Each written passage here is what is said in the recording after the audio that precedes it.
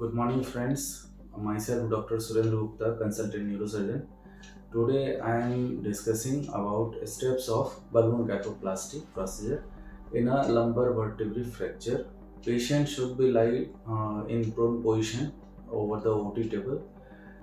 We should take two CM at a time. One should be in true AP and another should be in true lateral position so that the vertebrae is squared, means the upper cortex and lower cortex of the vertebrae should be seen individually, and the both pedicle should be at the upper and the lateral margin, and the spinous process should be in exactly in the center. Then the fracture level should be marked in fluoroscopic guidance.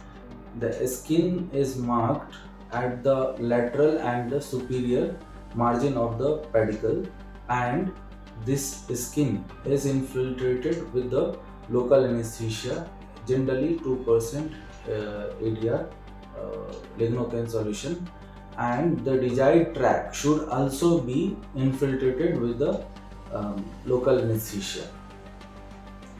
Then the K wire is passed through the desired um, pedicle, and it passed from lateral to medial margin of the pedicle in whole of the length from dorsal to the ventral part of the pedicle, and it should be done in the continuous fluoroscopy guidance. And K wire is passed till posterior two-thirds of the vertebrae.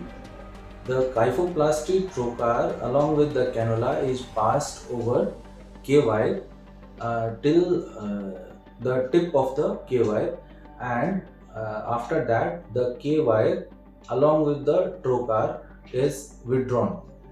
Then the kyphoplasty inflation balloon is prepared, and the syringe is filled with the saline mixed with contrast, and this balloon should be checked outside that the pressure is generated or not.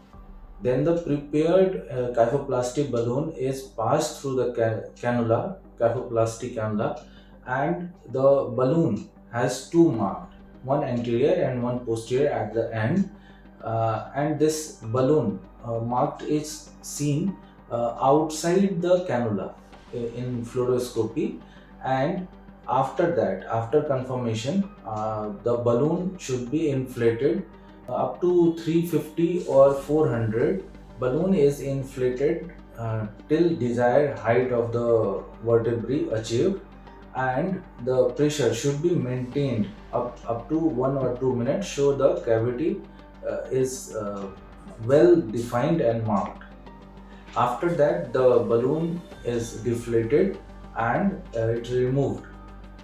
The bone filler is filled with PMMA cement, and it should be passed through the cannula, and the bone cement is filled in the created cavity inside the vertebral body.